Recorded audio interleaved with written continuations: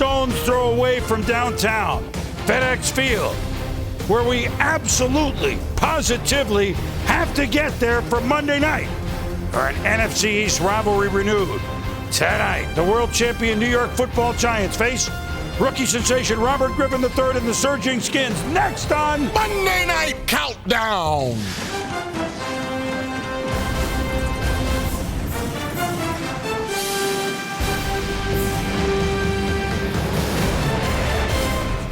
Welcome to Monday Night Countdown, served by Applebee's.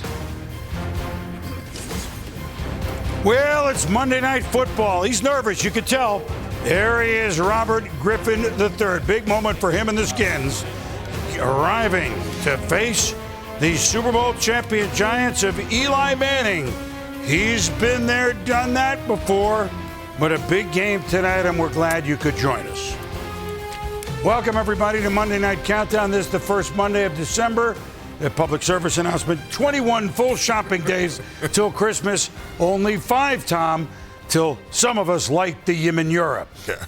The Giants are playing. We had to get it in. Hi, everybody. I'm Chris Berman, along with Coach Mike Ditka. Good evening. Good evening. Yeah, everything's great. Great. Totally back into the Great meeting today. Great. Yeah, I know you enjoyed it. Key, you led the charge of that meeting. Good morning. It was good. Good, Boom. It was good. Chris Carter, hello. Hey, Boom. Tom Jackson, it's a big game tie. Thank you, Boom. I can tell. Big game tie. Jen must have had something to do with it. I just know. Jaws is coming. Mort is coming. Adam is coming. Cast of thousands navigate the Beltway ahead. We begin with the defending world champion Giants. If you look at this team month by month, I mean, it's interesting. It's not much different than their Super Bowl winning seasons in 2007 and 2011. Here's what we mean. In those Super Bowl years like this year, the Giants did not get off to a good start. 2-2 this year, 2-2 in 07, 2-1 in 2011. October, a good month for New York. 4-0 this year, 3-1 last year, 4-0 in 2007. November, there's a dip. 1-2 this year, 1-3 in 2001, 1-2 in 2007. Then we get to December. Their 2 recent Super Bowl seasons, they were good, not great, but 3-2. We'll see what 2012 has in store for us this year for the G-Men. It's almost eerie that lays out that way. What do we think, Key? Is this a team with another Super Bowl run coming up December and January? Well, if they're going to make that run, it has to start tonight. And it has to start with Eli Manning and the receivers. They have to get down the field, vertical stretch game. They can't go back to 2007 and 2011 and have a repeat. They can't have a relapse. You know, when they start winning games, Tommy, they forget how to win. That next game, after coming off a win, they just decide, we're not going to play. We have cushion. But they kind of live off the relapse. They are inconsistent by nature.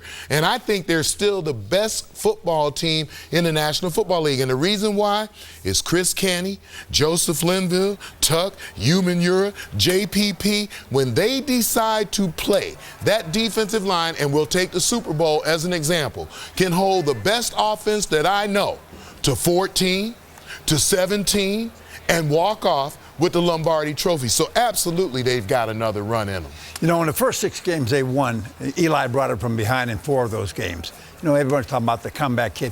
What I like about this team now, they're committed to the run a lot more. Ahmad Bradshaw, they ran the ball 31 times last week, passed it 31 times. This is going to help them going into the playoffs. Even with those 2 Super Bowls, this is a huge game tonight. Not only just for the division, but the mindset of the New York Football Giants. Eli Manning mentioned getting back to Mississippi over the bye, been getting away from football, feels re-energized coming back. Let's see if they have carryover from last week, because last week they looked like the team that, I mean, this is a dumb question, like, can they have a run? But if they were to tell them they were going to fire Tom Coughlin, they get their attention. They get their attention. They lose 2 or 3 in a row, then that gets their attention. You know, that Packer game, everyone saw it, and you add to that the San Francisco game more than a month ago. What was it, 64-13? The Giants beat 2 first-place teams. You know, they're at Atlanta in a couple of weeks. I mean, if you're kind of looking for a litmus test. Here's one thing, though, for the Giant fans, and to give their defense the nod. They forced 29 turnovers. There were a lot in the first game against the Skins. Now, that's really good. That's 3rd in the league going into it, behind only Chicago and New England. Is this something that happens all the time, or is this something that if you rely on it is going to go away, Tom? You can't depend on it. It's great to have turnovers. You can't depend on them. They've gotten him thus far, and you know who's aware of that? RG3. He is aware of it. He's warming up. And, see, it's amazing. In the span of 2 minutes, we got him walking in, we got him dressed, we got him on the field, we got him drinking water. He can do it all. He can listen to music. It don't take Superman long. It's magic. Yeah, out of the phone booth, onto the field. It's amazing. Did you sing something? No, don't sing. No. We'll be back. Still to come on Monday Night Countdown. The Redskins are rolling, but is it too late for a playoff push? RG3 on the bus with John Gruden, how the Redskins rookie is handling the pressure and the success. You know, I plan on being great. I plan on playing well for many years, and I want to be the greatest. Plus, the plays from the weekend that left us scratching our heads. You won't want to miss this edition of Come on, man. Monday Night Countdown is served by Applebee's. Enjoy everyday specials this season and the new Spirited Cuisine menu, where bar meets grill. See you tomorrow. And in part by Best Buy. And Verizon. Share the holidays with the Share Everything plan. What a day! Look at this!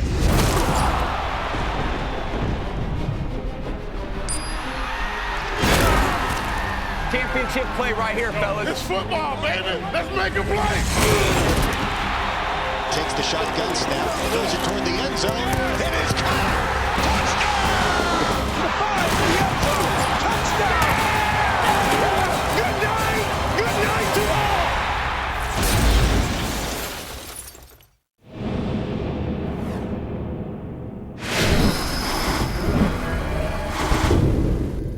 I've been thinking about this a lot. I'm thinking a cul-de-sac, cul-de-sac, put emphasis on the sack. Chased by Matthews, and Clay Matthews makes the sack. The Playmaker arrives. I think that could really go over well. If they were to name a street after me, I would definitely want them to name it Be Great. Freezer Boulevard or something like that. I'm the freezer, baby. Oh, well. Call me the freezer, I'm the freezer. Raji's place, that would be cool. That's a long ways away. Hopefully I'll be around for a while.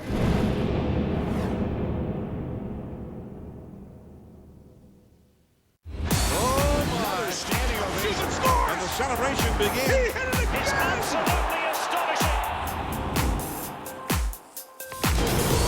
See ya!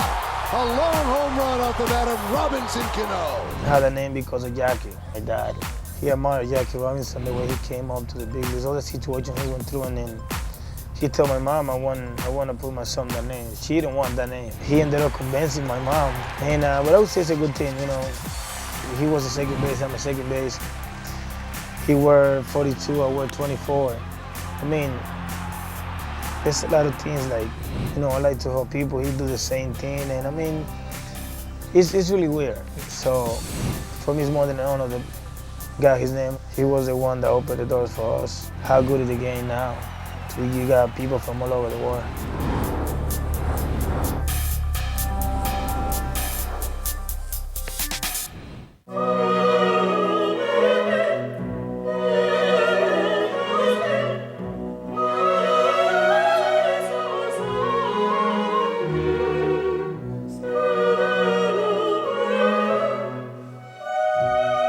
Game Day, all season on ESPN America. Geico's military motorcycle made its way to our nation's capital for the game tonight. Among the many ways the 5 branches of our armed services are represented are with 5 exhaust pipes on each side and 5 spokes on each wheel. Shields were chosen for the engine covers to represent the military shielding America. Now, for the first time tonight, we drive down to the city that's a hotbed for politics and pigskin these days. Well, maybe not. We didn't go in on that motorcycle. To our football pundits on the field, Susie Colbert this evening, along with Steve and Trent. Good evening, Suze. Good evening, Boom, as RG3 makes his Monday Night Football debut, and it's a balmy night here outside the nation's capital. Perfect for one of the NFL's most heated rivalries and made so much more interesting now that the Redskins are coming off 2 huge division wins. But before we get down to business here, a huge shout out to our friend Stuart Scott, who is feeling so much better at home watching and assures us that he will be Booyah! He will be here next week. Clear mind, full Clear heart. eyes. Clear eyes. Full heart. Can't lose. Can't lose, Stu. Miss you, Stu. We love you, Stuart. Look forward to you being back next week. So let's talk Redskins. And before the bye, they're 3-6, and it seems as if Mike Shanahan was talking about evaluating players for the future. But after the last 2 wins, RG3 insists coming into tonight's game, they are confident in the way they played the Giants in Week 7, confident in the way they've won the last couple of games, and now it seems they're riding that big M, momentum. Have the Redskins turned the corner? Well, you know, with a rookie quarterback, you're going to have some ups and downs, and so way more ups this year than downs. But I think in the big picture, we've got the Redskins turning the corner because Mike Shanahan has his quarterback. When Mike Shanahan has his quarterback, he wins Super Bowls. That's how it works. And so that's why they gave up the farm for Robert Griffin, because I saw Mike Shanahan last year when he was recruiting Robert Griffin and deciding whether to do it or not. And once he had him, he's all smiles because he knows in the long run, the corner's been turned when they got the quarterback that he was looking for, because he gets to run the playbook. He's the best game day play caller maybe in history. And when you got your quarterback, you can use all of your weapons, and it's very exciting. And he's excited as anybody for this turning the corner, essentially, this season. I love how you say that. Mike Shanahan gets his quarterback. He wins Super Bowls. It's just the way it happens. And I agree, but dealing a little more in the micro. Have they turned the corner now? Now, the data from the last 2 weeks would tell you yes. I mean, they are a machine offensively, and we'll get into it all night long why. The defense is playing really well. But I don't think we can answer that question till about 11:30 tonight. And we see what happens in this game. They're going up against the world champs. They're hosting Monday Night Football. The stage is bright. Now, everything would make you think with RG3, a player like this, and the veteran leadership on this team, that they'll handle it well. But let's see, because if they don't win this one, and the Giants know, hey, we can step on their throats tonight. We can eliminate them. So they're facing that from the New York Giants. But if they can win this one, I'm putting my chips in on the Washington Redskins and saying this is a legit team that we're going to be talking about through the playoffs. You touched on it, though. The defense, wildly inconsistent. It seems as if they've been able to overcome some major injuries to 2 of their best players. Good news is London Fletcher, who's the heart and soul of the defense, has been nicked, but he's good to go tonight. And the offense does have the perfect ingredients to win. They're balanced. They don't turn the ball over much. RG3 just four interceptions. That's amazing. So let's go Samsung next level. RG3 has 16 touchdown passes this season, including a league-high 9 that have gone for at least 25 yards. And Griffin gets to face a Giants defense that has allowed the most touchdowns this season of 25 yards or more. And now it's your turn to get involved. It's our Samsung call to vote. Will RG3 have a touchdown pass of 25-plus yards tonight? Yes, text FB1 to 43776. No, text FB2 to 43776. Standard message and data rates apply. Next Level Matchup is brought to you by the Samsung Galaxy S3. The next big thing is here. When we come back, we'll have our usual Monday injury updates around the league. And we'll tell you who has the inside track on the New York Jets starting quarterback job, along with the latest from Kansas City. Don't go anywhere. It's Monday night, the first night of the week, the last chance for football. Come on, Jerry. And we'll all be watching, because it all comes down to Monday night.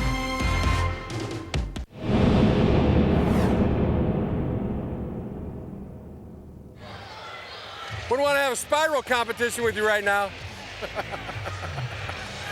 Kendo, have a big day for yourself. Great things are going to happen. Through scheduling quirks, it's the 3rd time in 12 months these teams are playing on this field. Ah, let's go, champ! Have a big day. Big day for yourself.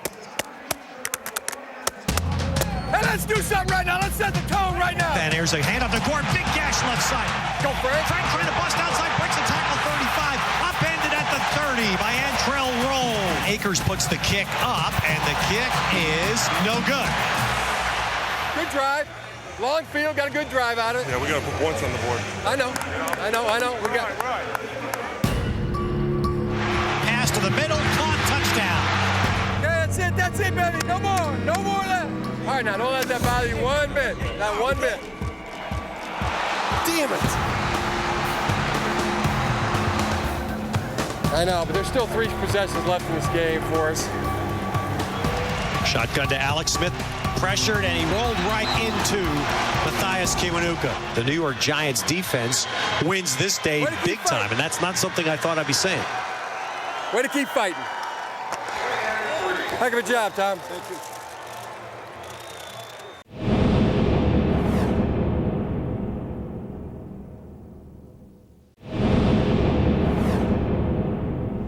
If you're the home team, it's great. I think it's easier on you. You know, it's easier on your players. I think traveling is tough. Think about what you've done to get here. The pain, the hours, the rest. We deserve it. It's a short week. You obviously play the previous Sunday, and before you know it, you're into your game preparation about 12 hours later. Hey, just keep going now. Just keep going, guys. It's more mental than physical. You know, you can't get a lot of physical work done in preparation for a Thursday game. Let's go put an exclamation point on our work. I think that's the biggest thing, is knowing what the week is going to hold for you, because the game gets on you quick.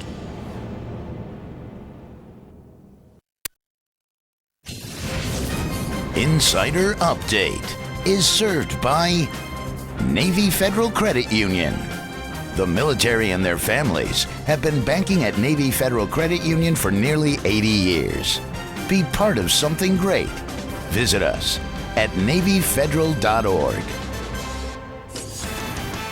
Mike and Mike's Bash to the NFL tomorrow at 3 Eastern Time here on ESPN. You want to join them for that. An emotional Sunday afternoon in Kansas City, day after Chiefs linebacker Javon Belcher killed Cassandra Perkins, his 22-year-old girlfriend, then took his own life. In the football world, the game that was played, the Chiefs beat the Panthers 27-21. After the game, head coach Romeo Crennel. You overcame a lot. You stuck together as a team like we talked about, helped each other, all right? Family and friends, you relied on those people, all right? You relied on your faith to help get you through this, all right? And we got through it, all right, in a grand way because everybody made a contribution. Everybody helped, okay? And that's what a team is about. That's what a team is about. You did a very nice job with that, all right? And the win was a really good win. Romeo Crennel is classy and as good a guy as you will find. Chris Mortensen, Adam Schefter, we bring you in now. And good evening. What more do we have on the story tonight? Well, Boom, as it turns out, the Kansas City Chiefs players are in the process of setting up a trust fund for 3-month-old baby Zoe, a gesture that will be matched essentially by the NFL Players Association, which also has spent the good part of today making sure that it is setting up its own trust fund so that these men can somehow look out for the little baby girl that was left behind. And in the Chiefs' on-field victory, Brady Quinn had one of his finest games in a career that has been filled with disappointment, but fans were able to get a glimpse at the young man that is still deeply admired off the field. His post-game words that have been widely praised around the league as eloquent included, quote, "When you ask someone how they are doing, do you really mean it? When you answer someone back, how are you doing, are you really telling the truth?" That's why one coach from an AFC team today texted me and said he wishes Quinn great success on the field because he said, quote, "That's a face of the franchise that you can depend upon as a quarterback." We'll get back to football with Monday Night Countdown after the break.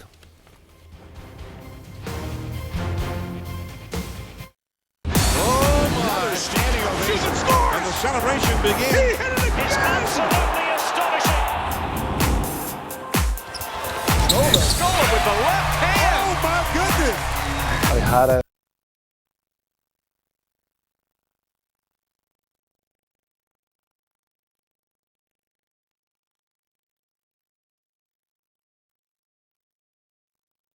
just what I wanted it to do. It was my dream. Nola spins one way, back the next. Luis is spectacular tonight. Being a little kid, and I'm talking about 10, 11, 12 years old, I was really crazy about basketball, and I wanted to play, and and I thought I was going to be the best of the world, just like every kid would dream. I don't know what would have happened if I didn't make it. I was very, very committed.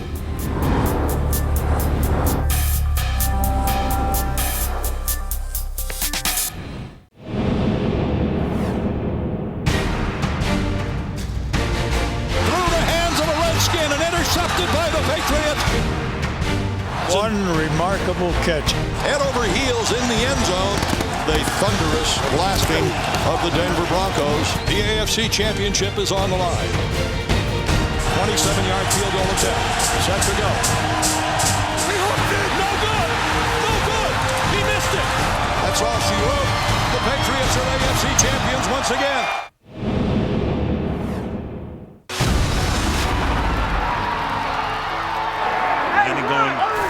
Against second and inches, Matthew Willis comes in at the other wideout spot, and that is caught by Thomas. Thomas gets blocking inside the 40, the 30, the 10 now. Touchdown Denver. 400 career touchdowns for Manning, and this one a beauty. Peyton saw the blitz coming and goes hot to that side. They get blockers out in front. And it is goodbye. Just beautifully called by Peyton Manning. He saw it, he took advantage of it. Thursday Night Football live on ESPN America. We're straight into Oakland for an AFC West rivalry. The fierce Raider Nation have had little to cheer, but that won't stop them giving Manning a hostile reception as they look to upset Denver. Broncos at Raiders, Thursday at 0200 CET, live on ESPN America. Welcome back to Monday Night Countdown, served by Applebee's. Audibles returns. Now, you got to set your calendar here because it's Thursday now at 7 Eastern on ESPN2. Key and Company. Key's taking notes. He's not sure when it's on. We'll bat around your questions for an hour or until they get tired, and then they'll move along. The GMC Never Say Never moments of the weekend in Detroit. Okay, so here's one I didn't have. That's Mort's picture. That's Susie's picture. That must mean that NFL 32 is on weekdays at 5. I'm going to set my own watch to it. Funny guy. The GMC Never of the weekend. Don't turn your back on the screen. In Detroit, rookie Andrew Luck orchestrated a remarkable comeback. On the last play of the game, Luck to Donnie Avery. Said he ran those 11 yards as fast as he ever could. 35-33 touchdown. The Colts win at Detroit. The veteran Charlie Batch under the center, Chris. The Steelers scored 10 fourth-quarter points. Batch led a drive that ended with a game-winning field goal, a stunning 23-20 win at the Big Crab Cake. The GMC Never Say Never Moment of the Week is brought to you by GMC. Check out the Never Say Never Moments of the Week at NFL.com/GMC. Tonight's primetime payoff question. Chris, what will be higher tonight? Eli Manning's passing yards total or RG3's total rushing and passing yards total? Boom, you know something? You told me you liked Eli passing yards, so I'm going against the Swami and go with RG3 passing and rush yards. If a brother had some spare change, that's what I would do. Yeah, you're a lock. I go to the bank first thing at 9:01 tomorrow. We'll be back. Coming up, RG3 jumps aboard Coach Gruden's bus. Talk to me about the style of quarterback that's coming into pro football and how you guys are taking over the league. The Jets sat Sanchez. Who should start behind center next week for New York? And not everything went as planned this weekend. Find out what caught our attention in tonight's. Come on, man. Primetime Payoff is brought to you by Best Buy. Go to ESPN.com Fantasy Games to play Primetime Payoff.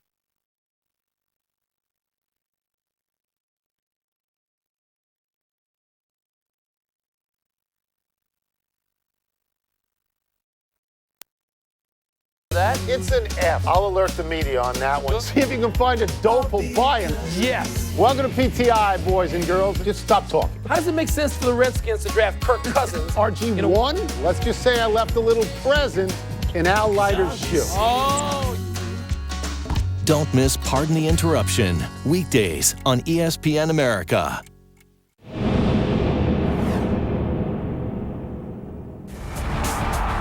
can't believe how fast we is. He's somebody fun to play for. All day we're huge. It's massive. It starts at the top, and everybody feeds off of it. Let's kick it. Oh, look how sweet we look today. We want to respond to every single game like it's a championship opportunity and go for it every time.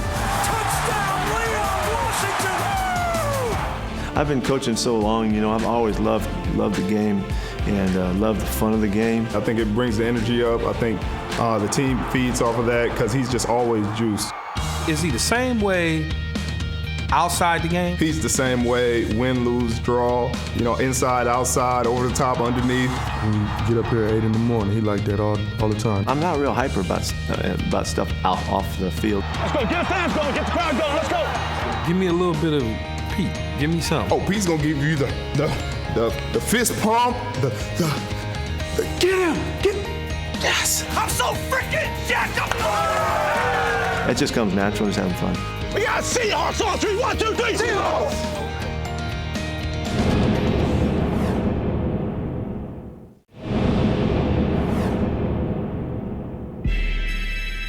The best player is out of 3 guys. The talking really has to do with your pads. They're in our way. When I'm running, you kind of let instinct take over and you have to trust it. Showtime! Arian Foster, rock and roll, touchdown, Arian Foster, touchdown, Ray Rice, pushes the pile, touchdown, in for the touchdown! Shady McCoy flows again. Only Shady McCoy can make that play. Left side, big hole, touchdown, Ravens.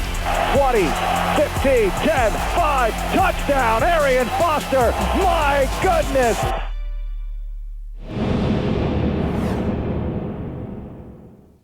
College Pass on ESPN Player, the home of live and on-demand college sports. Hundreds of college basketball and college football games, including the Bowl Championship Series, the BCS National Championship Game, plus March Madness, college baseball, and much more. You can even pause and rewind the action so you never miss a play from your favorite team. It's your sports, your teams, your rules. Live, on demand, and all from $9.99. Sign up to ESPN Player now. What makes Robert Griffin III so difficult to defend is Scrambles to the right, up the sideline. RG3 electrified all the way. First off, his speed. Although he's a young guy, he doesn't play like it. He doesn't carry himself like it. He's very poised to be a rookie. They have something special down there. This guy's something. Yeah. He could probably outrun anybody on the football field with him. He can run, can he? Just by looking at him, you can see the sheer love that he has for the game. This organization is not looking forward to seeing him twice a year. Yeah, unfortunately, hopefully every time we play him, he can sail some balls over his receivers' heads from time to time. Touchdown! Griffin fired a straight. He's extremely smart. He's a guy that makes that show run. Just to see him play is something that the fans can look forward to for years to come.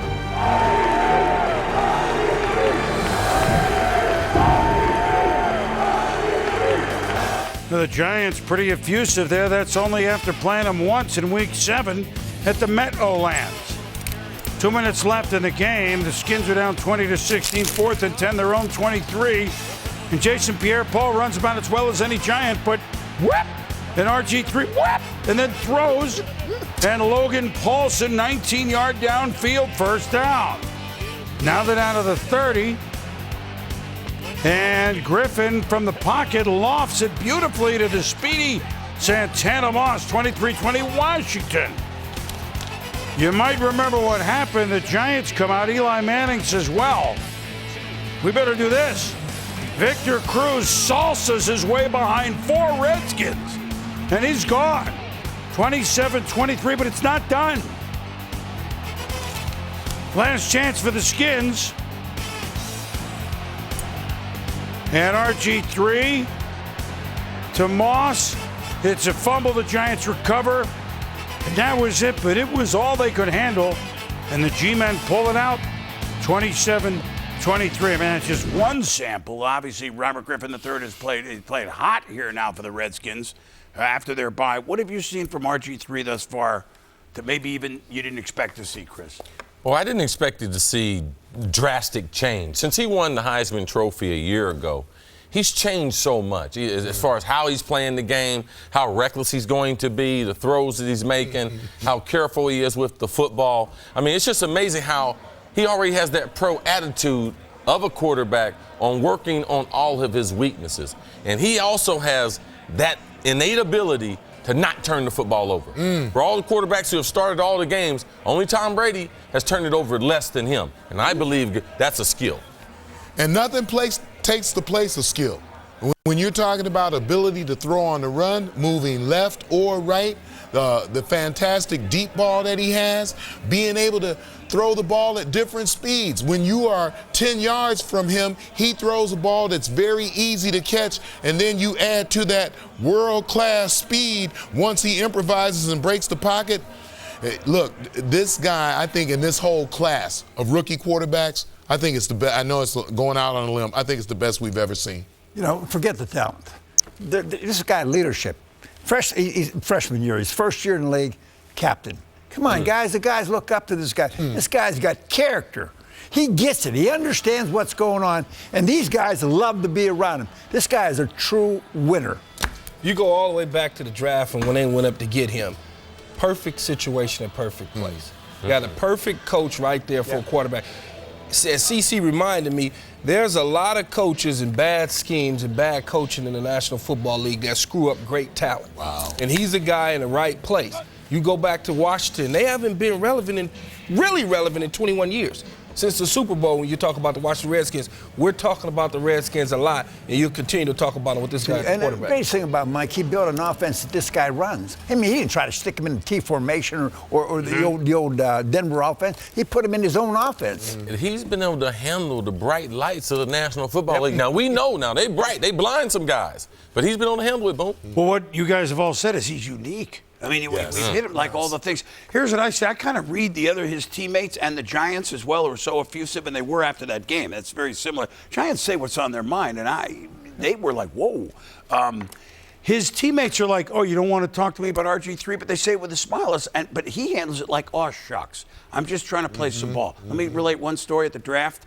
Now, the Redskins pick, second overall, and there aren't that many guys that come dressed as Redskins fans to the draft at Radio City. So the first round's over. 3.5 hours later, I'm leaving. There's a guy comes down dressed in full regalia, Redskins, and he has a huge sign, Hope. He said, what do you think? Do we have hope now? Sure. He said, I think you do. I mean, and I think that's maybe more than hope. Yeah. Like they say in the barbershop, that dude is good. Yeah. They do. They do. Don't just take it from us. Take a listen from RG3 himself. This week's guest on Coach Gruden's Corona Extra Bus. Just talk to me about the style of quarterback that's coming into pro football and how you guys are taking over the league. You know, I think it's mostly the fact that defensive ends are becoming more and more athletic. So a lot of coaches early on are putting their best athletes at quarterback and then letting them, do damage. So, all of us are just byproducts of that. When you got guys like OC, Pierre-Paul coming into the league, you got to have guys that can move around a little bit, and coaches are buying in. You're running plays that I have not seen run in pro football often, maybe ever, okay? And some of the hits that you have taken, Robert, have not been pretty. I want to know how you're feeling, and I want to know what the future is like for Robert Griffin if you keep taking too many of these. I've managed it since this game. This game and the Atlanta game were two big learning lessons for me, just to make sure you get out of bounds when you can and try to stay safe as much as possible. I promised my teammates that I wouldn't do anything like that ever again, and I haven't since. So it's just about managing and knowing when you can make a play and when you can't. What are defensive players on other teams saying to you after the game? I mean, some of these plays that you're running, this is almost unfair, man. But what's it like after you run these plays? What are defenses on the other team saying to you after the ball game? The consistent thing that's always said is, man, you're fast. And, I like to think I'm fast, but I try not to boast and brag about it at all. But those guys definitely feel it when we're on the field, especially in the red zone. They know it's coming. Sometimes we utilize it, sometimes we don't. But it's good when the teams know something's coming and you can still beat them with it. Take me back to this play, double A gap blitz against the Vikings. This is the one time I really felt the heat. When you got this corner, I said, look out. I can remember yelling it across the room, look out. I mean, it was a lot of fun. Crucial point in the game, you know, they go with a double leg at blitz. We know we just need 1 first down to end the game. I saw a hole in the line, took off, and everyone wondered why I didn't slide to avoid any hits. But I just, you know, I felt like I could get that corner. I did, and then it was off to the races. You look like you were at Baylor running the 400 meters again, man. But your speed, your ability to run options and function in the pocket makes you a wicked double-edged sword, man. You know, it's what my dad always told me. You want to be able to go out there and be the best at both aspects of the game, whether it's running or throwing. So I always tell Coach, whatever you ask me to do, that's what I'm going to do. If you say run the option, I'll run the option, and I'll be the best at running the option. If you want me to throw it down the field, I'll throw it down the field. And you know, I just work really hard at my craft to make sure I can do both. There's your word, hard at your craft. That's impressive. Thank you, Coach. Thank you, Robert. More from the bus ahead. That's only the start. Here how the Redskins rookie's been able to handle the success and buzz in Washington. Hey, Chris, where you at? Boom, I'm part of a search party, and we're all looking, Tommy, for the Jets starting quarterback. I'll let you know who I think should be under center. Well, CC, the Philadelphia Eagles already made their quarterback decision. I'm going to tell you why I agree with what Andy Reid told the media. And we're looking for the key matchups tonight. And I'll tell you, I'm looking at one person. Hey, Coach, I know we're used to seeing Peyton Manning do some crazy highlights, but tonight we're going to see him do some crazy stuff on Come On Man. Come on, man. You are watching Monday Night Countdown, served by Applebee's.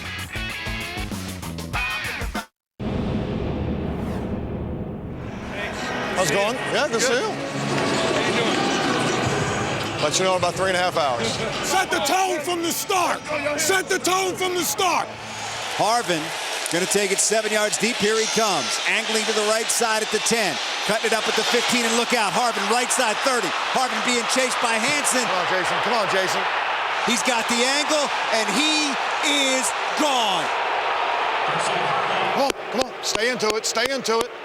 Get a stop. Let's go. I know we want to get that taste out of our mouth with this drive right here.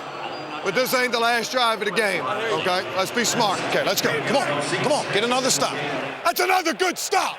Keep him going. Hey, it's going to break. Keep going.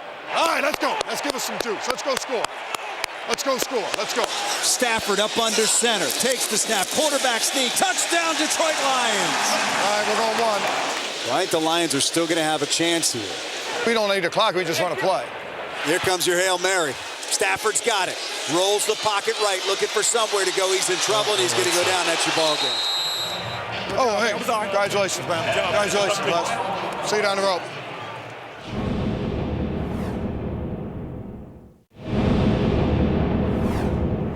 Let's go now. Bounce around. Let's play with tempo. Here we go.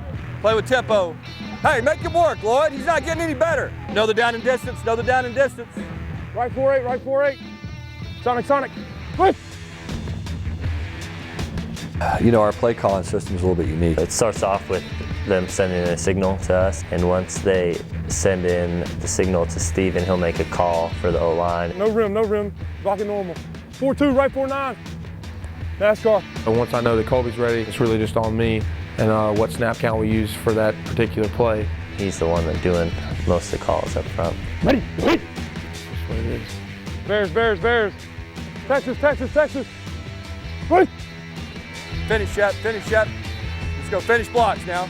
It just allows Steven to have more control because that's where it all starts is up front. It makes it a lot easier for them just to communicate through the line instead of me having to communicate. Most importantly, I think it does give your offensive line an advantage and just creates less confusion.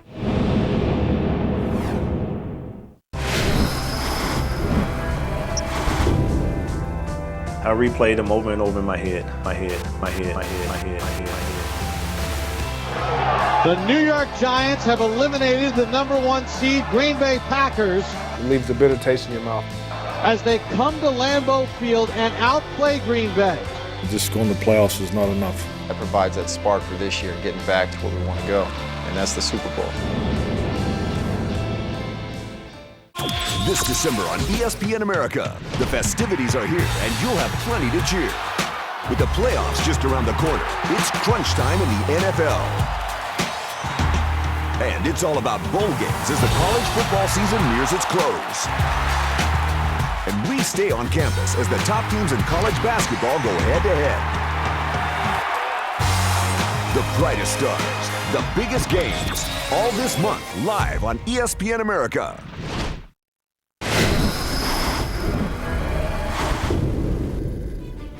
Eli's the same guy every day. You know what you're going to get out of him. It's kind of like you can set your clock to Eli.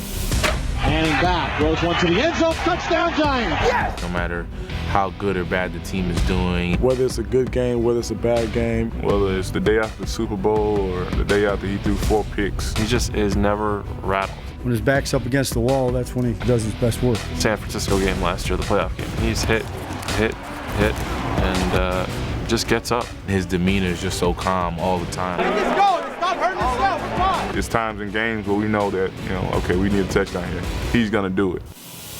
Handing back to throw. Completes it to Cruz, touchdown Giants. You can't ask for much more than that. Well, the nickname Easy Eli, certainly apropos for the two-time Super Bowl winning quarterback of the Giants. For more on the G-Men, we ship it back to FedEx Field and Lisa Salters. Good evening, Lisa. Hey, Chris. Well, remember a few weeks ago when the Giants dropped 2 in a row and were headed into their bye week, there was talk about Eli Manning having a tired arm. Well, maybe there was something to that. Manning said to me, I don't know, it didn't feel tired, but a week off will always help. Manning went to Mississippi and didn't touch a football for 6 days. He said, I definitely came back feeling sharp and with a little extra pop on the ball. But the Redskins seem to have had Manning's number recently. In the last 5 games against Washington, he's thrown just 2 touchdown passes and 8 interceptions. On the defensive side of the ball, the Giants will be looking to slow down Robert Griffin III, who had 347 total yards, including 89 rushing, the last time these two teams met back in October. Justin Tuck says the key will be to get an early lead. He said, I've been whispering in Eli's ear a little bit. Get this team chasing points and they have to catch up to you. That's not where they want to be. It puts them in passing situations that we feel very confident about, dialing up blitzes and letting our front 4 eat.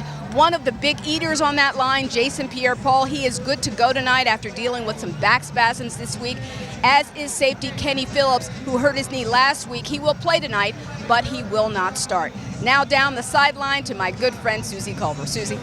And Lisa, that's great news for the Giants defense tonight. And as Justin Tuck points out, this is the most important time to be playing their best football. And let's pick it up where Lisa left off. We knew they were tired going into the bye, but coming out, they manhandled the Green Bay Packers. It was their most complete game of the season.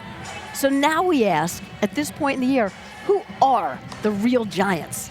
Well, Susie, it's funny because you want to know a profile of the team. You usually go to the tape, and the tape usually doesn't lie, but it lies for the New York Giants. I mean, there's times this looks like one of the worst teams in football. There's times it looks like one of the best teams in football. So if you can't go to the tape, what do you go to? And I finally just said you got to do a psychological profile on the New York Giants to figure out who they are, and this is who they are. They're great when their back is against the wall. You heard Tom Coughlin say it about Eli. It's the entire team. When they have a bunker mentality, when they're in a one-and-done situations, whether it's going through the wild card in the playoffs and going through each round, whatever it is, this team has the ability to tune out the noise, quiet their mind, have a fierce spirit, and move forward. The problem with the New York Giants, they don't handle success very well. So the challenge now, Steve, is, hey, we have a game-and-a-half lead in the division. We can squash the Redskins. Can we create that bunker mentality, that back-against-the-wall mentality, when we're actually the front runners? The problem for the Giants is it's too early.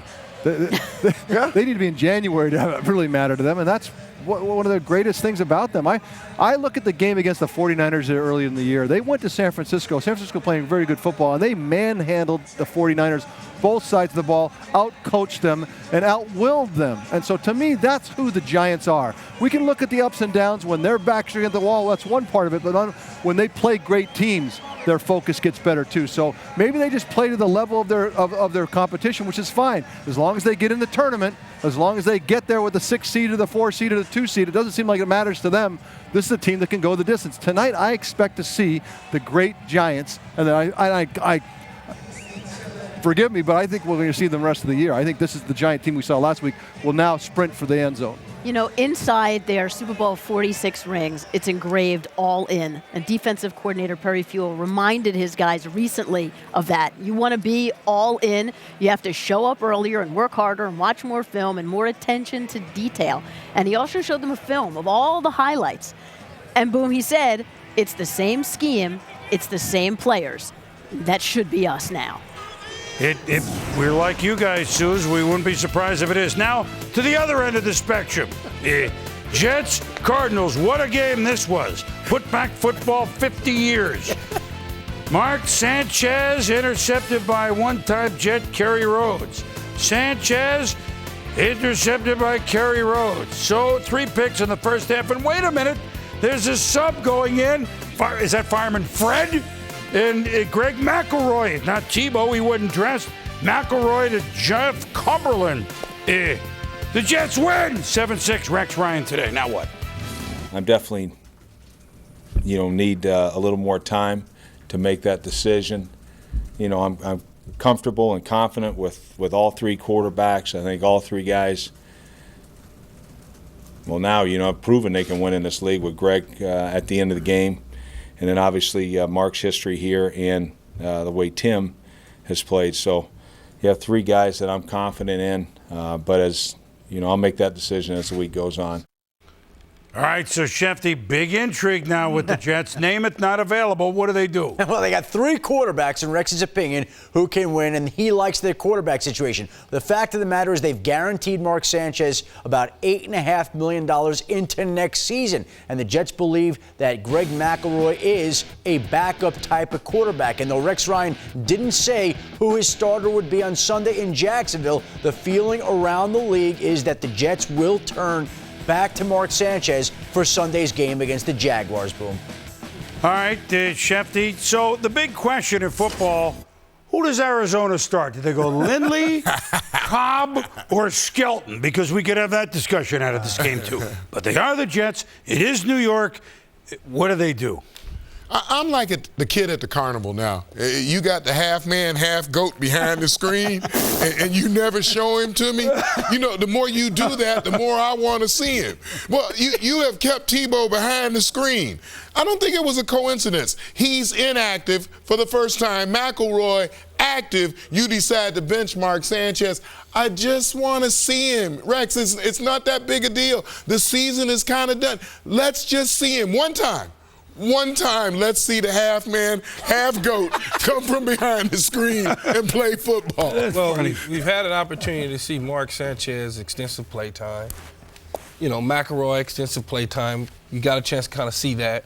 Now it's time to see Tim Tebow. Yes. You're getting ready to go to Jacksonville. You might as well dangle that thing out in front of them. Well, they're selling tickets. Selling tickets. Say, hey, man, look, we got this for you. Andy Reid, got a quarterback for you. You get what you tolerate. Now, listen, they tolerated Mark Sanchez. He's regressed since the beginning of last year, 44 turnovers. Yeah. He's playing bad football, period. You're not going to win with him. Now, okay, you brought in Tebow. Why? Why aren't you playing? Are you afraid you'll be embarrassed? You're afraid he will play good? And then everybody will know you made a mistake? Okay, the other kid, you want to play McElroy? Play him. But here's the thing right now. Your season's gone. You're not going anywhere. Doesn't matter who you play. You can bring back Joe Namath. You're still not going anywhere. Coach, I'm with you as far as Sanchez. I believe he's lost it, and I don't believe he has the guts, the stomach for New York. No, all right? he's not. I mean, he's been there long enough, but I don't really believe he has the inside what it takes, and that's different to be in New York. Tim Tebow, they have not been fair to him. The organization, whatever they told him in that trade when he had a choice between the Jets and Jacksonville, whatever they told them, they have not lived up to their part. So I don't want Tim Tebow to go in there because they don't have the little parts that he needs to be able to do his thing, and they haven't been fair to him. Start McElroy because he's a straight drop-back quarterback. I mean, he's limited as far as his arm talent, but if they're trying to win a football game with the skill set of the guys they have, I believe they should start McElroy. Tebow, they shouldn't because they don't have the players that he's going to need. I think McElroy went in, like Rex said, we were trying to win the game. I agree with you, Tom, that it was very a coincidence, right? That, as you say, Tebow wasn't dressed. Now we make the change. I don't know that happens if Tebow is the backup. I don't think it does. 5 first downs. You're right. It set back the NFL 30 years. Well, I'm just now to say for Rex. I mean, look, it was time to try something. Make a change. It was a bad move I go with. to begin with. Let's see what Tebow is. Let's go. It's time to make a change. Oh, Richard Anything. Todd. Anybody. I was always a Richard Todd guy, not Matt Robinson. We'll be back.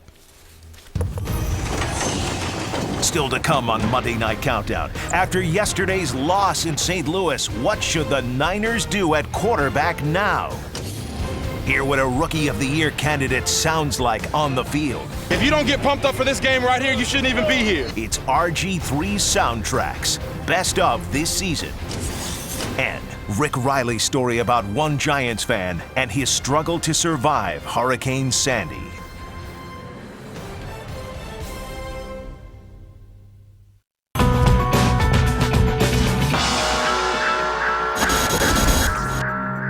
Ever since I was a little boy, I needed to climb the wall. And I didn't know about ropes. And that's what climbing means to me now is, can I climb the wall with nothing? Right now we're in Yosemite Valley. I've been living here since the early 90s. Every climber always wants to come to Yosemite. The Lost Arrow Spire for the last 25 years has been where big steps in highlining have taken place.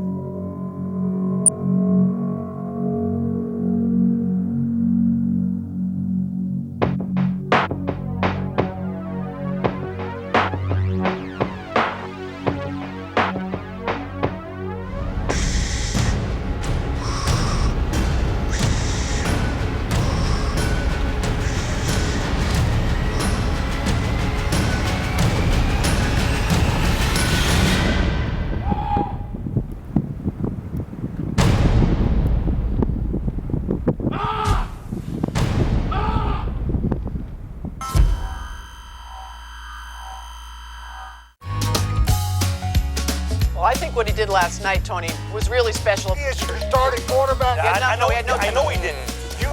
Be out the show. Don't miss Around the Horn, weekdays on ESPN America. Jay Cutler, his arm, the best in the business, best that ever done it. Jay has the strongest arm in the league. Here's Cutler gonna launch it right. Open man, end zone over the shoulder grab.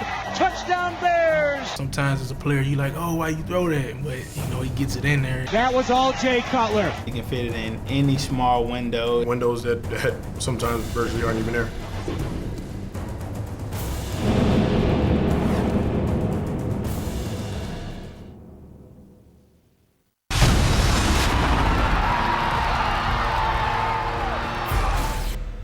Winning is not a sometime thing, it's an all-the-time thing. You don't win once in a while, and you don't do things right once in a while. You do them right all the time. Winning is a habit. Vinny could go from here up to blind rage in 10 seconds and then back down. There was nothing in between. And once when we were doing a piece about the dressing room and the lights went out, he screamed at us to get out. And then he realized that our electrician with his power pack light was providing the only light in the dressing room. And he suddenly smiled and invited us to drinks. There's no room for second place. There's only one place, and that's first place. I finished second twice in my time, and I don't ever want to finish second again.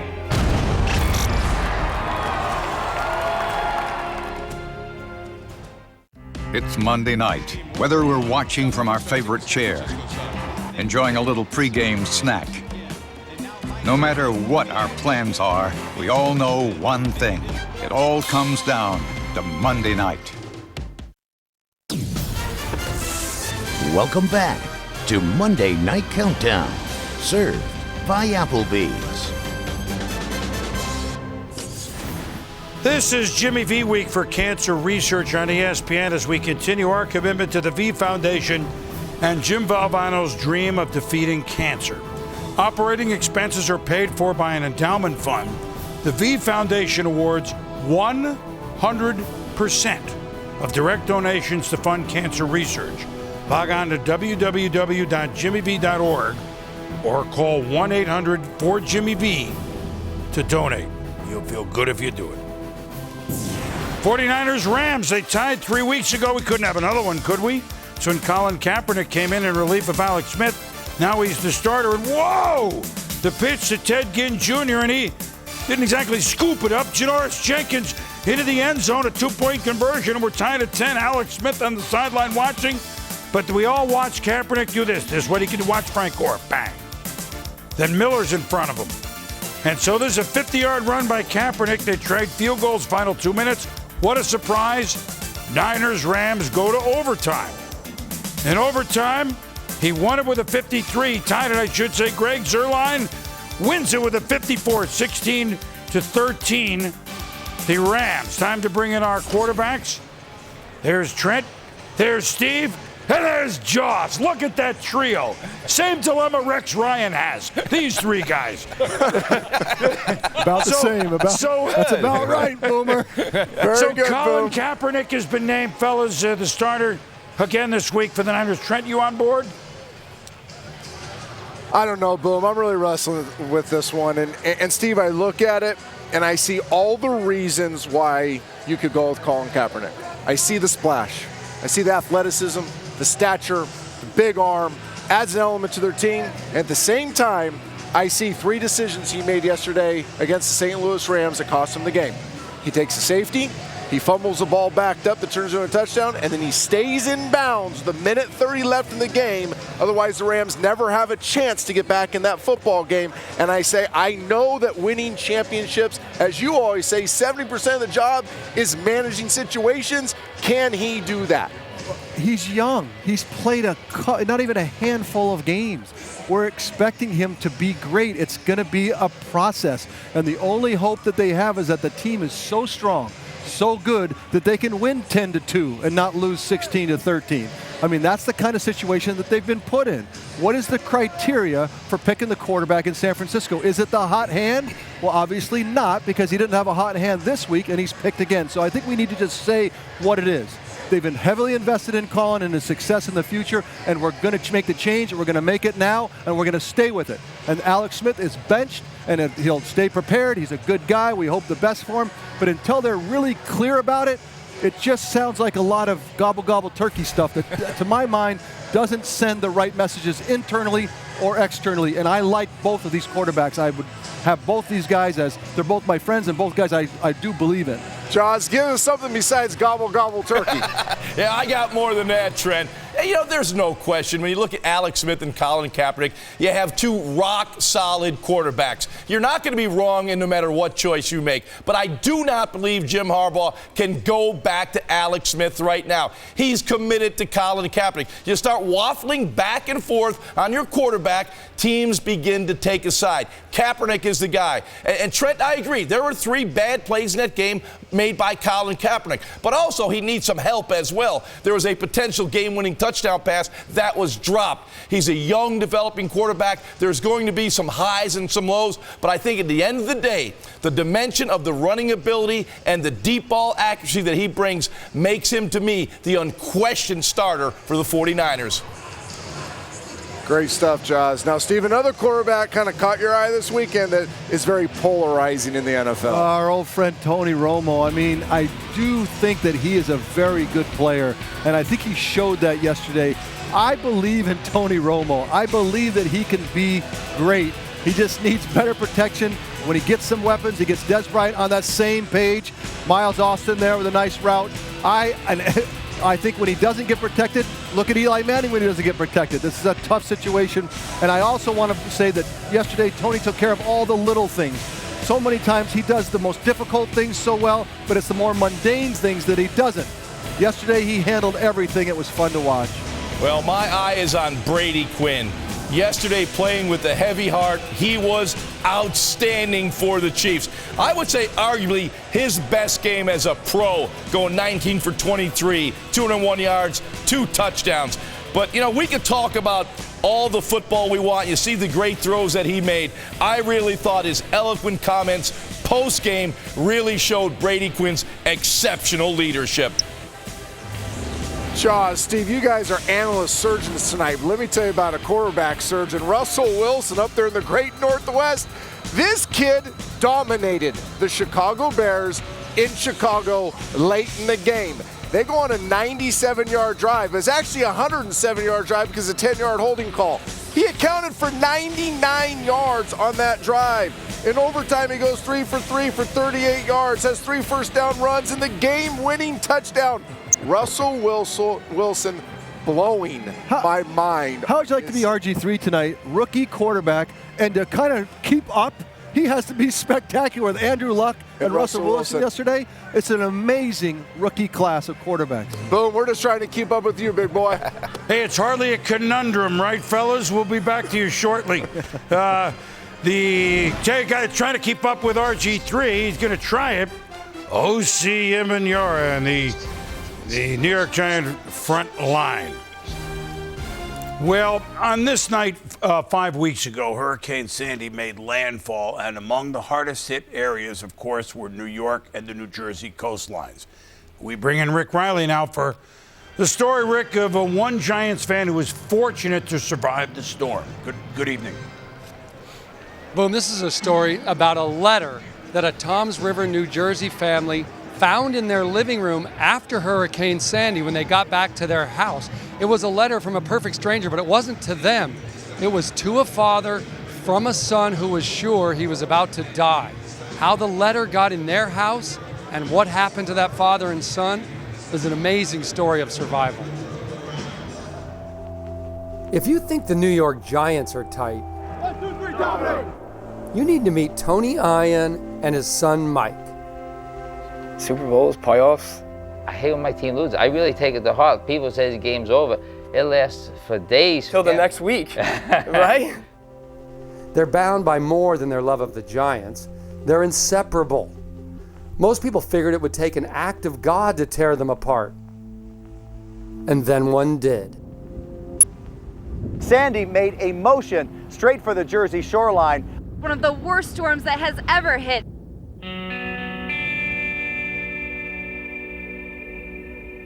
Mike was alone at his grandparents' house in Toms River, New Jersey.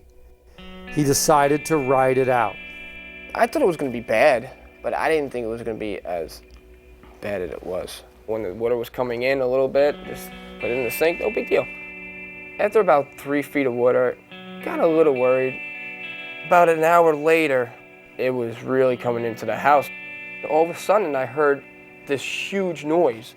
And I looked out the window in the backyard, and half the house is gone. Like, it's gone. Afraid of being trapped, Mike tried to swim for his car. And the current took me out, and I'm holding on to my car, the back windshield wiper. There was debris flying all over the place. The water was so deep, and you could not see anything. And I called up my dad, and I'm like, I screwed up. I never should have stayed here. He said, Dad, I love you. I'm not going to see you no more. I'm like, you gotta fight, you gotta fight. You can't die, you can't go out this way. Were you swimming down this street? Yeah, I was swimming way down this street, like 20 houses down. And this gray house is yours. Yeah, your grandfather's, I passed but you my couldn't house. get to it. Couldn't get to that. The current was too strong. After nearly 3 hours tossed in the raging waters, he managed to cling to the front porch of a neighbor's house and broke in. I crawled up their front stairs, and I was just sitting there in a ball, freezing. My body was like purplish blue. Did you think, I'm gonna die here in this house? Yeah. I tried to find a piece of paper, a pen, anything I could find, and I started writing something. I needed to say one last goodbye. I was like, just tell my dad I love him. I'm like, I try to make it.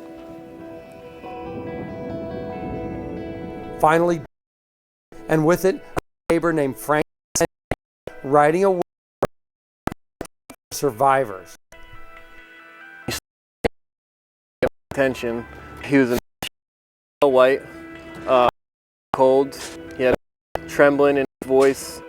Vicendes sped to his house and warmed Mike by his gas. into his veins. He survived a storm. The goodbye letter might be the darkest hour. He never showed it to me. Letter.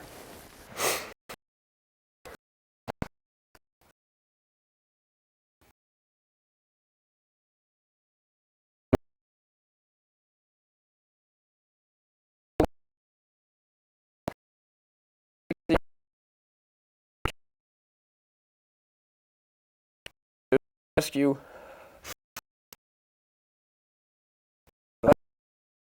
Almighty, please help me.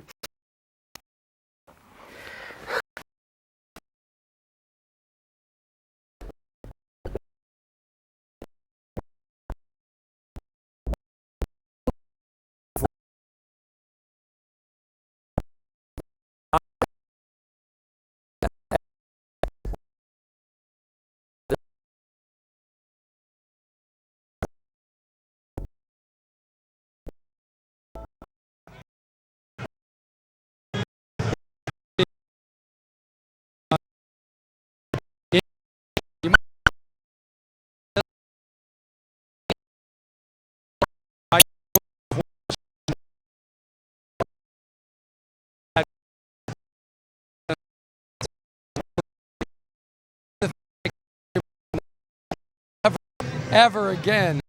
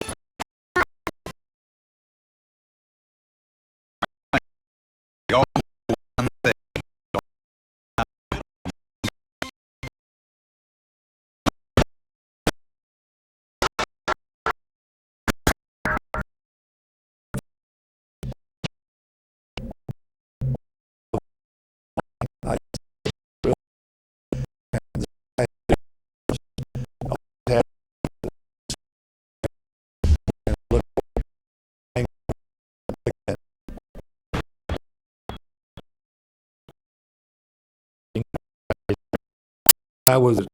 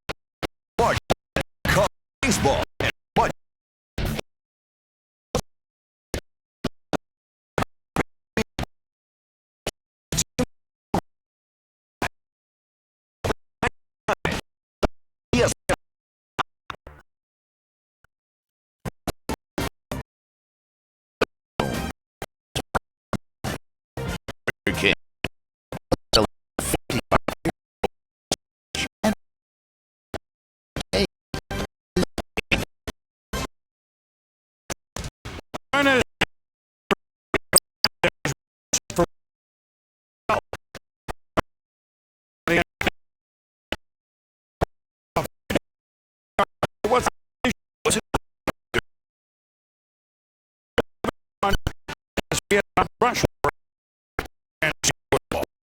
This demonstrates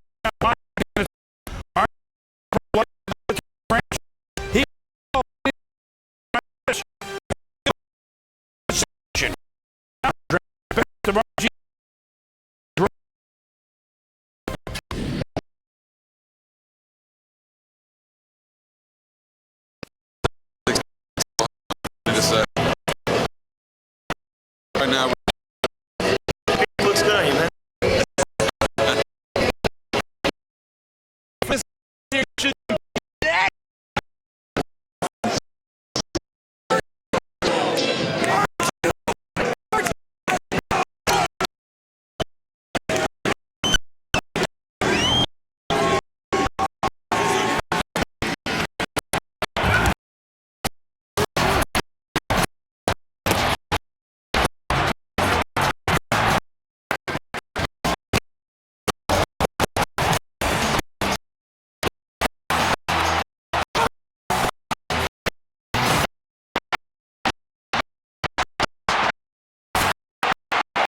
We are thinking.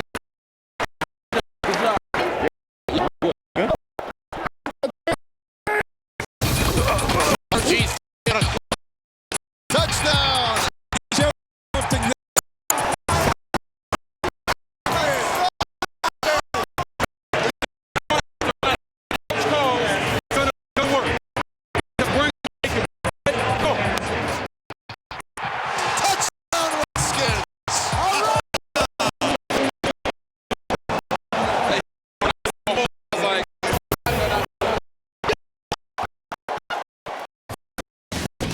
Robert Griffin,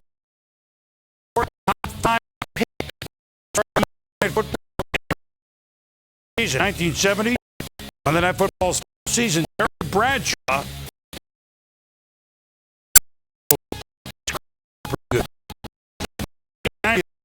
Jeff George, 2 for 160 yards and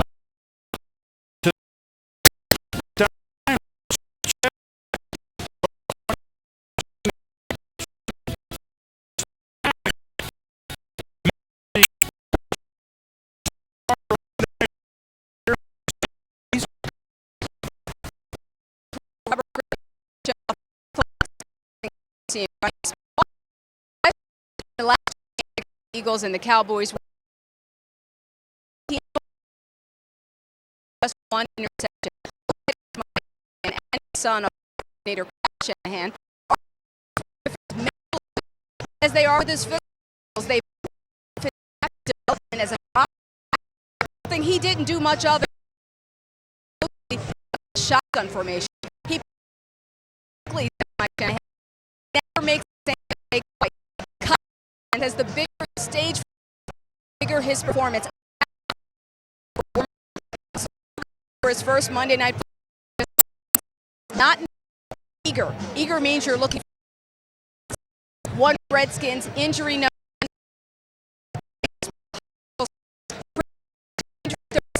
In a row for Harbor.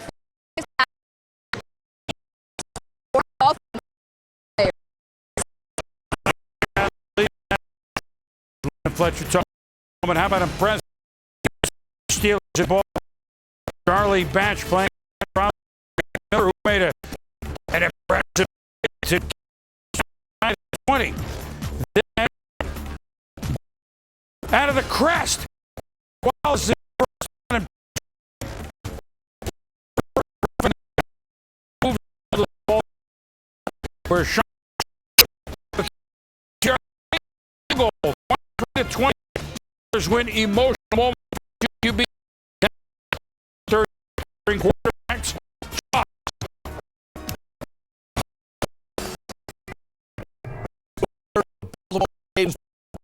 Steelers yesterday, and the Steelers were a win, and they had to turn to 37-year-old Charlie liver.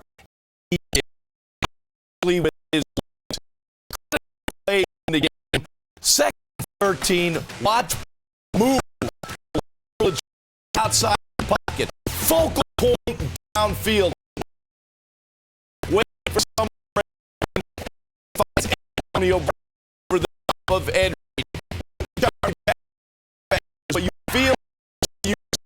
pressure in your face, slide out.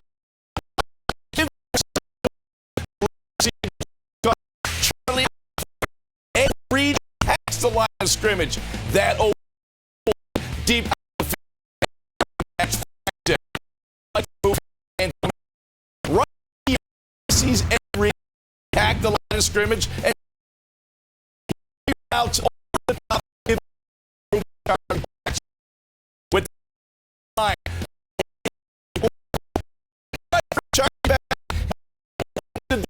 A little Sanders, Heath Miller on and a throw right Buckley.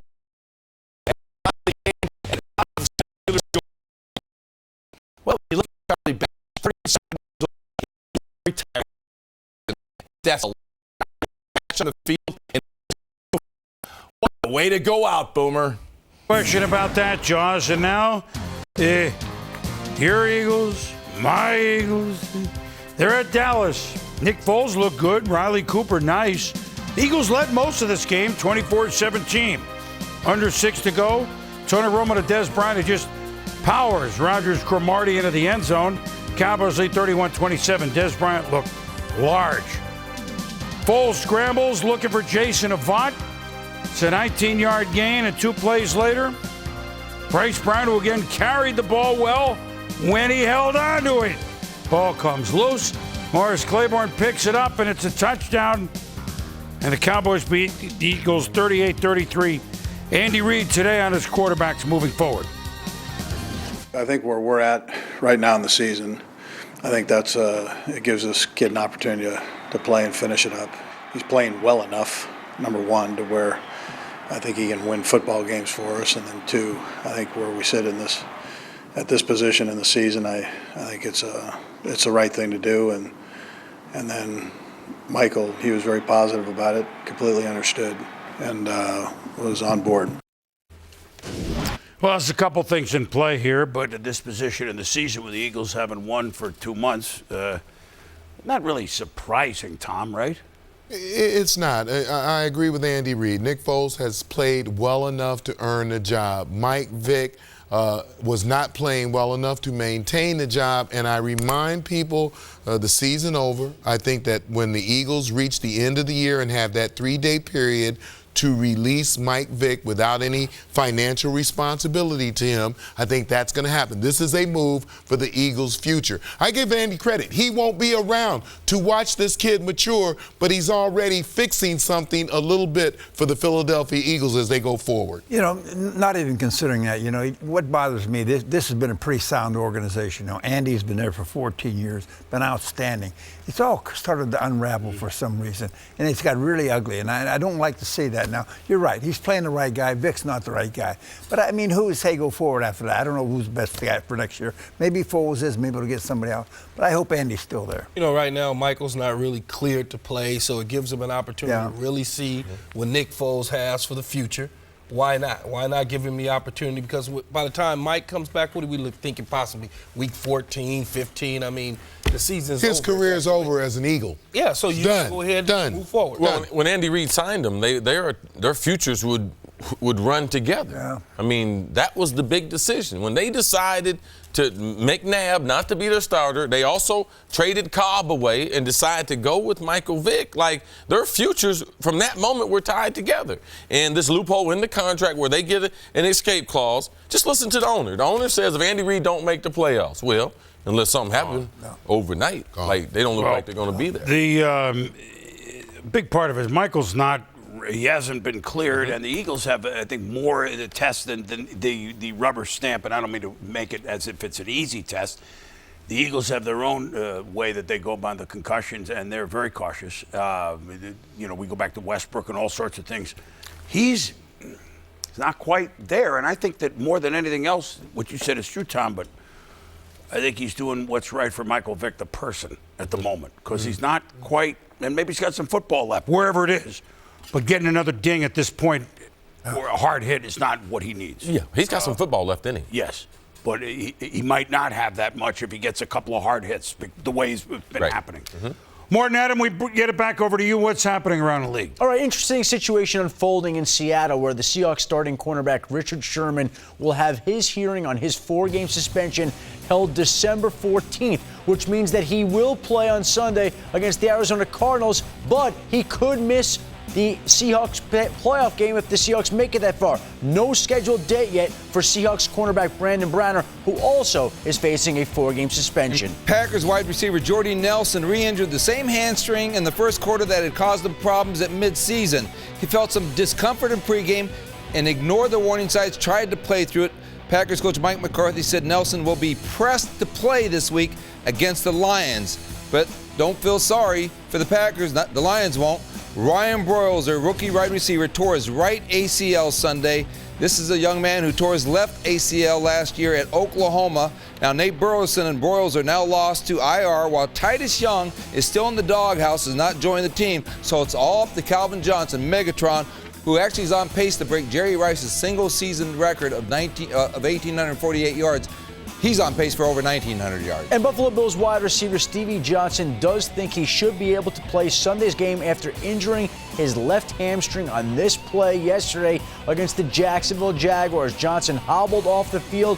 There were questions about his availability, but he believes that he will be ready for Sunday's game. Meanwhile, in the same division, the New England Patriots lost Julian Edelman to a foot injury. Looks like he's going to be out for an extended period, so the New England Patriots have gone ahead and brought back Dante Stallworth. Boom. Wow. All right, guys, and the Bills lost Eric Wood, it looks like, for a few weeks. Really good offensive lineman. Victor Cruz, they don't want to lose him. He big play capability for the Giants tonight against RG3. Part 2 of Coach Gruden's conversation with Robert Griffin III coming up. The rookie quarterback explains how he has handled the pressure so far. Plus, come on, man. Come on, man. Come on. I will not do come on, man. You're dying to get that, huh? Come on, man. Come on, man. Come on, man. Come on, man. Come on, man. Come on, man. Come on, man.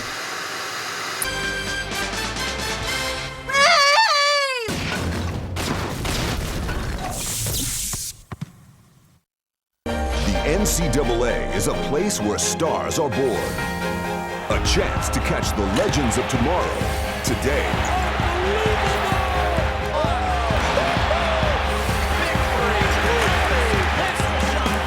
And with ESPN America's complete coverage from the regular season through to March Madness and the Final Four, you won't need to wait long for the next big thing.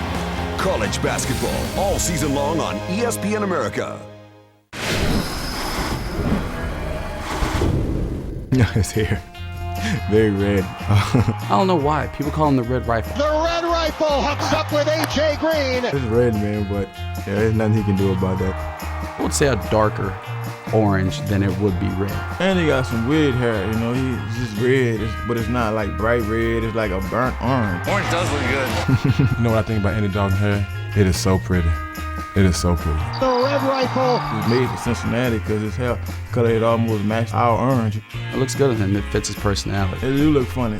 It shows fire, his passion. It's a nice little clean cut fade. Oh, this would be like white and pale, and then everything else would just be red.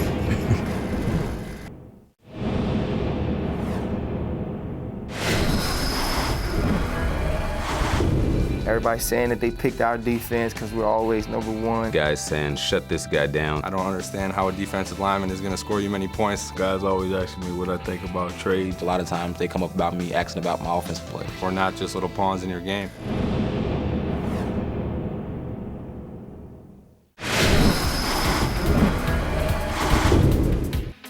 The Giants and Eagle rivalry is something special. That week is always a big week. So many common things, almost too common. It makes them not like one another. Never have, never will.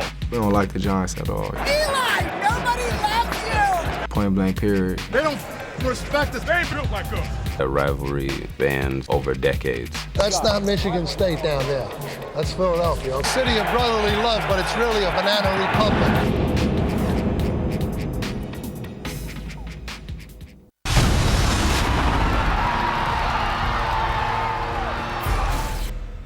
Winning is not a sometime thing, it's an all-the-time thing.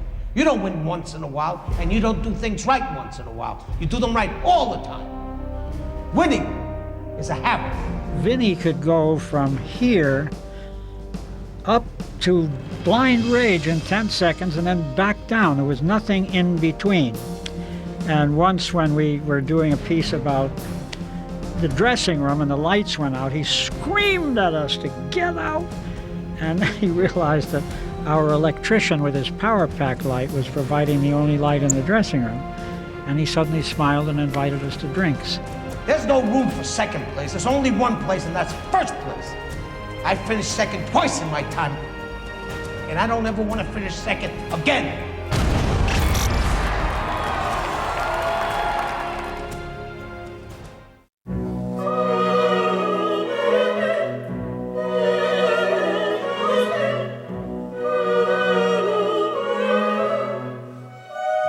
College Game Day, all season on ESPN America. Welcome back to Monday Night Countdown, served by Applebee's. The nation's capital, full of history, leaders, power. Tonight, football takes center stage, It's us against the world, baby. with a rookie making his Monday night debut. There's only one thing we can do from here, and that's get better. So let's get better. Already earning respect, I'm pretty mad at the football guys for putting him in the NFC East. To face that guy twice a year is going to be a headache. giving his team playoff hopes. Here comes the blitz. Robert takes, floats it downfield, looking for Santana. Got it! Got it! Touchdown! But the two-time Super Bowl MVP can erase deficits. Manning back to throw. Deep ball down the middle of the field. He's got fruit. 10, 5, touchdown Giants! And has earned a coveted status, elite. Tonight's debate is veteran versus rookie, reliability versus mobility. It's Giants, Redskins on Monday Night Football. Half hour to kick off. Eli Manning, the Super Bowl champion New York Football Giants, against the challenges RG3 and the up-and-coming Washington Redskins from the nation's capital. Will be fun tonight. For the first time in quite some time, they're talking about something other than politics in Washington in December. Sure, the Beltway is buzzing about the fiscal cliff, but it's Robert Griffin III and the mountain that he's starting to climb that has grabbed headlines. A win tonight would snap a 10-game home losing streak on Monday Night Football and keep the Redskins' playoff hopes alive. Now, that's saying something for a franchise that hasn't made the postseason since 2007, hadn't won the division title since 1999. Not going to be easy, though, against the Giants team, hoping to keep its 2-game lead atop the division. For more on our matchup tonight, we check in with Mike Tirico and John Gruden. Hardly a pair of lame duck congressmen. I mean, you guys, listen, you're close enough to the White House. I already tried this. See if you can convince the president to pardon the Swami because he needs one.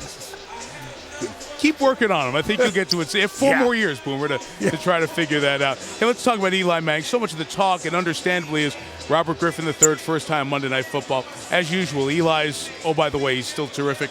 But he wasn't, John. The Pittsburgh loss, the Cincinnati loss, then the bye week. Eli went back to Oxford, Mississippi, Ole Miss, where he went to school. He just got away from it and came back mentally and physically refreshed. And, man, did that show Sunday night against the Packers. Yeah, Mike, and, you know, in the NFL, Tuesday is a mandatory player's day off. Right. But for Eli Manning, Tuesday, that's the hardest preparation day of the week for him. He's going to need all of that preparation tonight as he goes up against Washington Redskins defensive coordinator Jim Haslett, because Haslett's done a heck of a job. It's a great point. Now, Haslett has been here 2+ years, his third season. So that's 5 games against the Giants. Look at the numbers, 2 touchdowns, 8 interceptions. I know Eli wins these games, but Haslett has success, and his defense does. Show us why. Well, he's the king of the jailbreak blitz. I mean, they're coming after you. 8 guys on the line of scrimmage, obvious man-to-man coverage. And are they coming or are they not? Last year they came. Kerrigan tipped it, intercepted a pass, and won the game for the Redskins. And then you watch them play this year against Philadelphia. It looks like they're coming again. They force the Eagles to slide to the left, and number 25, LaShawn McCoy, has to block a defensive end, Ryan Kerrigan. He runs over him. forces a fumble. The jailbreak blitz, they're either all coming or they're all bluffing, and you can't tell the difference. And Jim Haslett has done an excellent job not only confusing Eli Manning, he confuses even me. I don't even know when they're coming and when they're not. Keep an eye on that tonight. Eli told us last night, I can't get a read on. Thought I had one, I really don't. So we'll watch that. Time now for our Gruden Grinder, presented by LG Optimus G. We're thinking game changers tonight. I've been trying to push all week for Lorenzo Alexander of the Redskins, special teams, linebacker, pass rush, do-it-all guy, the perfect Gruden Grinder. You're on the right track, but it is the Gruden Grinder. You lose. I'm going with Chase Blackburn of the New York Giants. He was signed last year at midseason. They had injuries, and he made one of the most memorable plays in New York Giant history on a scramble play. He ran down Rob Gronkowski, he flipped his head around, he made a critical interception in the Giants Super Bowl championship. He's carried it over to this year. Earlier, Robert Griffin is looking for Santana Moss in a 2-minute drill. Bang! He fumbles a football, Blackburn causes the fumble. And then last week, he carries tight end Jermichael Finley right down the seam, whips his head around, makes a critical play in the red zone. He can also blitz, Mike. He's got 3 sacks. Chase Blackburn from Akron. He's gone from special teams captain to part-time backup to middle linebacker, leading tackler of the New York Giants, the Gruden Grinder of the week. Some experience without comparison for all the things he's gone through to stay at this point and be a huge part of the Giants defense. A defense that's going to chase Robert Griffin III. You've heard a lot about him here on Monday Night Countdown. Heard from him on the bus with John in part 1. Here's part 2 of RG3 with Gru on the Corona Extra Bus. What's it like being a quarterback of the Redskins, man? It's a once-in-a-lifetime opportunity. This city's itching for greatness. They've been hungry for it for a long time, and there's a lot of guys in that locker room that want to bring it to them, and it starts with me, and I know that. When you come on a team with London Fletcher, he's 37 years old, 15 years he's been getting it done.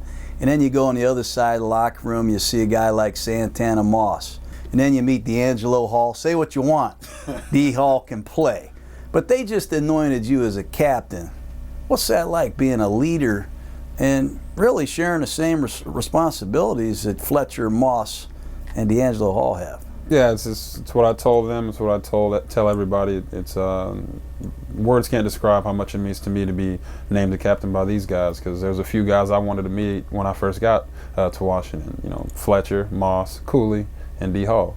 And those are the guys that voted me as their captain. So it shows me that they truly believe in me as a player, as a person, and that they'll follow me anywhere. How do you handle all this success? I got to ask you that. Just like they say, don't let it go to your head. I try to stay grounded. I don't do too much outside of football, but the way I look at it, my perspective is you want it to get worse, because that means you're doing what you're supposed to. If the attention starts going down and people don't really want to see you, then that means you're not playing very well. So, you know, I plan on being great. I plan on playing well for many years, and I want to be the greatest. So it's only going to get worse. So the way I look at it is it's my duty to go out there and play well, and then when somebody wants an autograph, why not give it to them? You still throw that deep ball pretty good, don't you, Robert? Is this play that you ran and threw against Kansas State where you hit the slot receiver on a high fade, is this the same ball you threw to Santana Moss against the Giants? It's the same type of ball, different play, but same kind of look. And you know what I told Kyle was when I saw that look with one high safety press across the board, I felt like I was back in college. And you got a guy like Santana Moss who's just itching to show people that he's not old. And you know, I feel like he's still got a lot of years left and a lot of talent left in the tank. So that was really big for him to get that catch. I got to ask you about the Giants. Formidable front four, deep. They got a lot of good front four players. World championship team, Monday Night Football.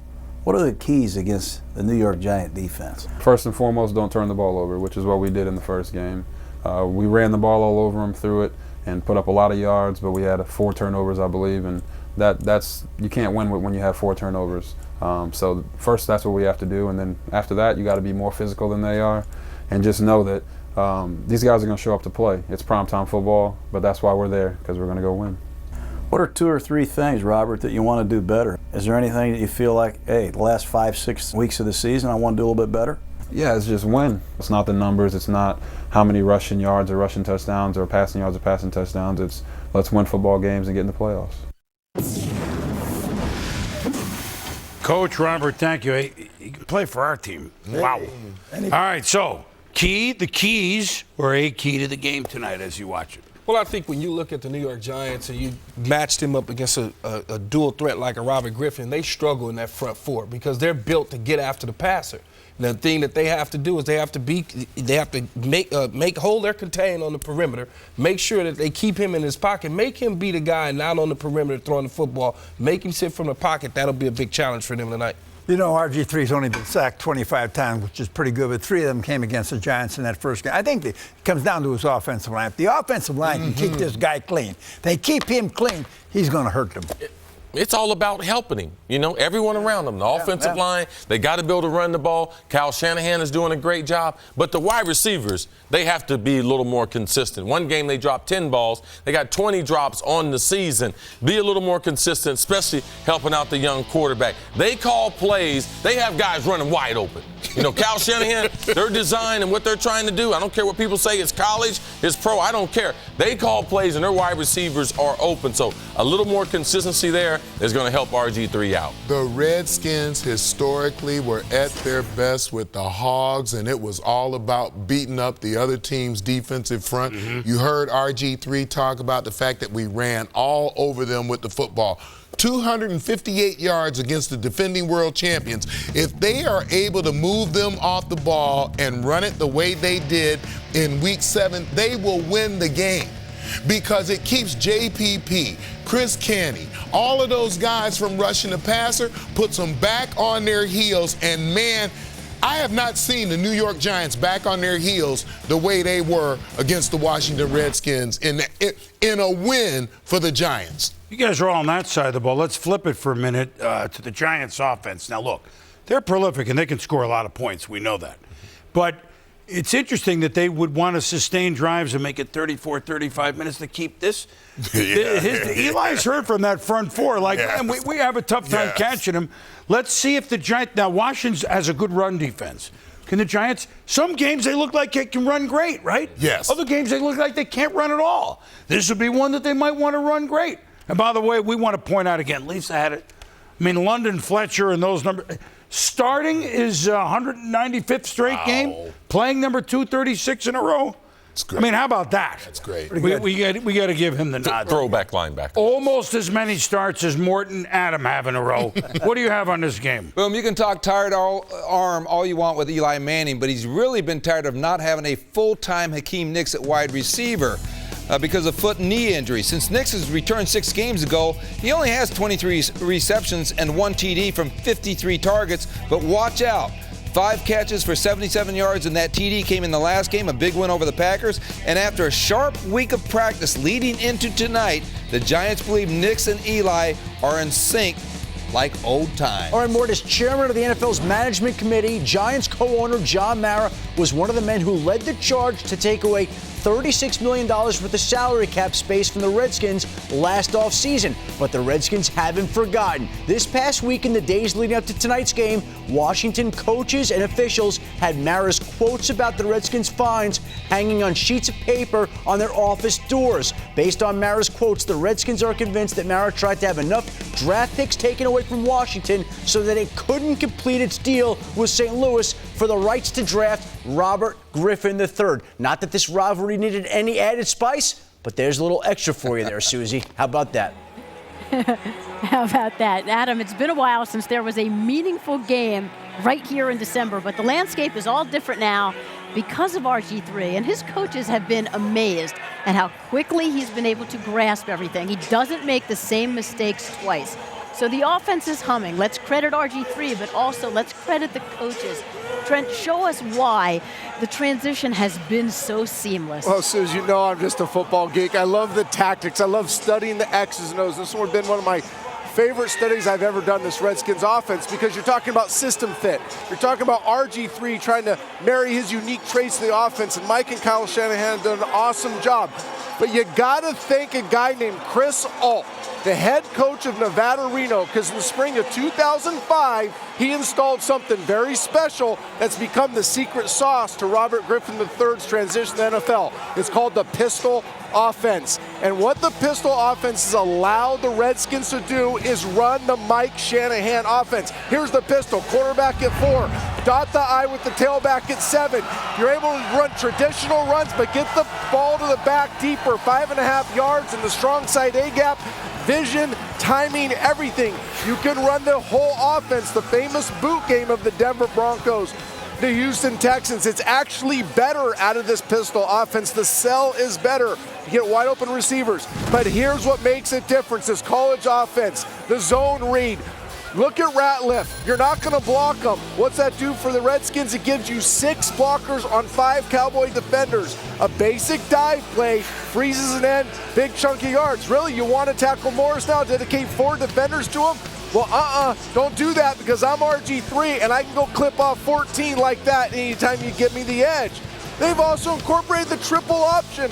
Option 1, give the ball to the back. The defense has to respect it. Option 2, fastest man in football, taking the seam. Or option 3, pitch it to a receiver on the triple option. Look at the conflict the Dallas Cowboys are in. Easy first down. You get so caught up in trying to defend all this run, you forget the most important thing, defending the end zone.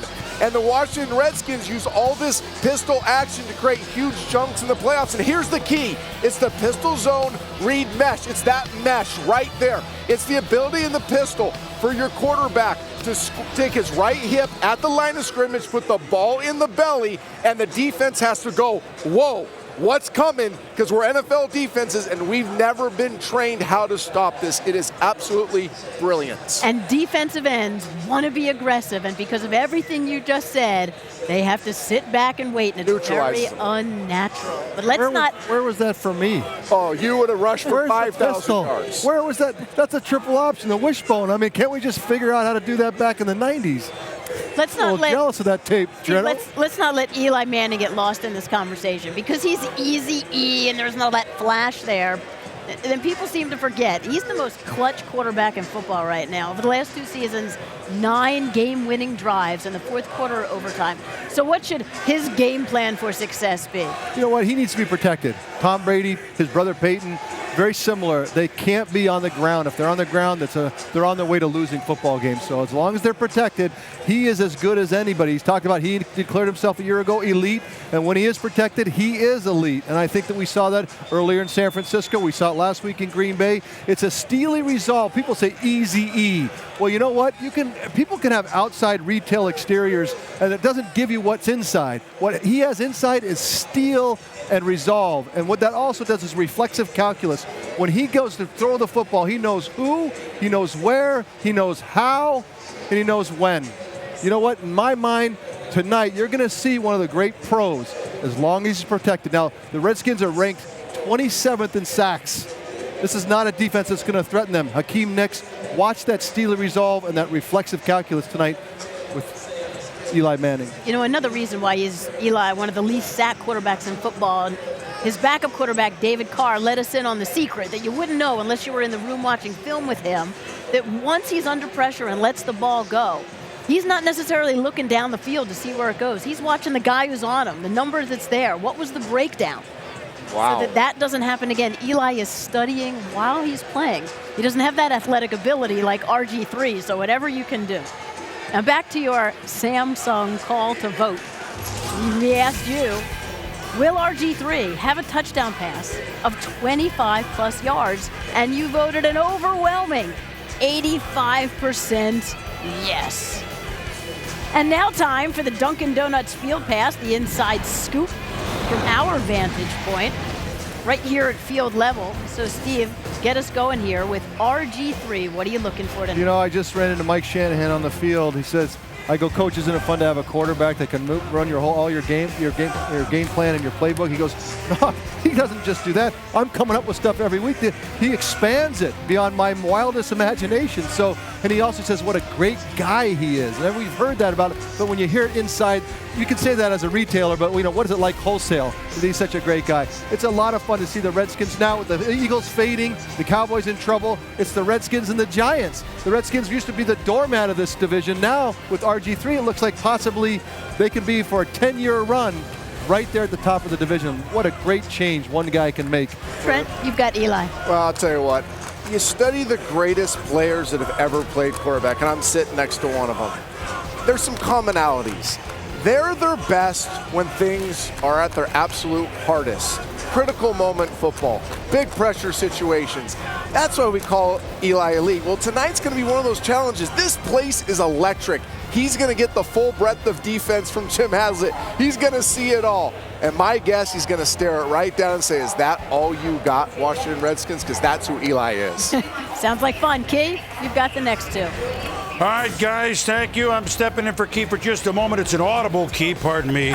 Santana Moss, Pierre Garçon. What time's that show on, and how about these guys? You know what? These are two great receivers. It would have been nice all year long to have Pierre Garçon in the lineup, but he's back now. He's healthy. As you can see, he makes a difference.